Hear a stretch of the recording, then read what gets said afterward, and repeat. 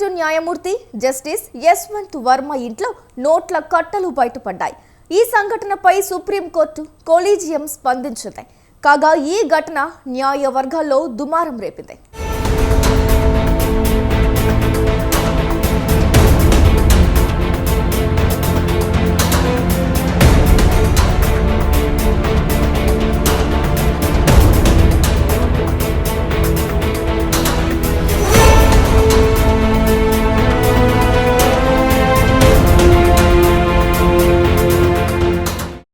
Delhi high court న్యాయమూర్తి justice Yashwant Varma నివాసంలో ఇటీవల నోట్ల కట్టలు కనిపించాయి.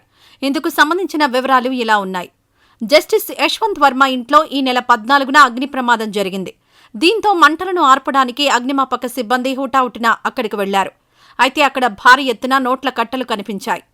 అయితే అగ్ని ప్రమాదం జరిగిన సమయంలో జస్టిస్ యశ్వంత్ వర్మ ఇంట్లో లేరు. అయితే ఇంట్లో ఆయన కుటుంబ సభ్యులు అగ్నిమాపక సిబ్బందికి ఫోన్ చేసి పిలిపించారు.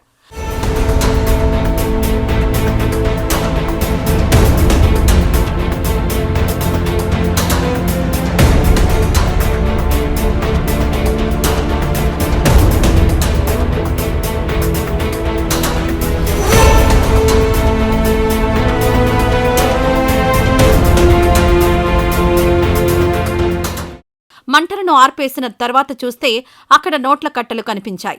దీంతో ఉన్నతాధికారులకు అగ్నిమాపక సిబ్బంది సమాచారం ఇచ్చారు. ఈ నగదును ఉన్నతాధికారులు స్వాధీనం చేసుకున్నారు. కాగా ఇదంతా లెక్కలేని నగదు అని ఆ తర్వాత తెలిసింది. ఈ ఘటనపై సుప్రీంకోర్టు ప్రధాన న్యాయమూర్తి జస్టిస్ సంజీవ్ ఖన్నా నాయకత్వంలోని కొలీజియం స్పందించింది. దీంతో ఆయనను అలహాబాద్ హైకోర్టుకు బదిలీ చేసింది. అయితే జస్టిస్ వర్మ గతంలో అలహాబాద్ హైకోర్టులో పనిచేశారు. అక్కడి నుంచి 2021లో ఢిల్లీ హైకోర్టుకు బదిలీపై వచ్చారు.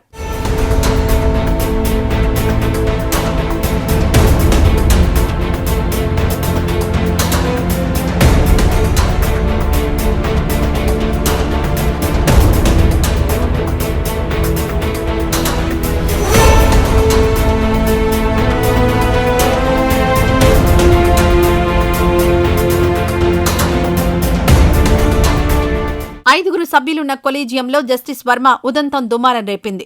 ఈ ఘటనను కొలీజియం తీవ్రంగా పరిగణించింది. దీంతో జస్టిస్ వర్మను రాజీనామా చేయాలని కోరడమో లేక చీఫ్ జస్టిస్ నాయకత్వంలో అంతర్గత విచారణ జరిపించడమో చేయాలన్న అభిప్రాయం వ్యక్తమైంది. కాగా ఈ ఘటనను కేవలం బదిలీతో వదిలేయకూడదని కొలీజియం భావించినట్టు తెలిసింది. ఇది న్యాయ వ్యవస్థ ప్రతిష్టను దెబ్బతీస్తుందని కొలీజియం అభిప్రాయపడినట్లు తెలిసింది. రాజీనామా చేయాలని జస్టిస్ వర్మను కోరాలని కొలీజియం భావించినట్లు సమాచారం. అయితే రాజీనామా చేయడానికి జస్టిస్ వర్మ నిరాకరిస్తే పార్లమెంట్ ద్వారా తొలగించాలన్న తీవ్ర నిర్ణయానికి కూడా వచ్చినట్లు తెలిసింది. మొత్తానికి జస్టిస్ వర్మ ఎపిసోడ్ న్యాయవర్గాల్లో దుమారం రేపింది. కాగా ఇటువంటి ఘటనే 2008 ఆగస్టు 13న చోటు చేసుకుంది.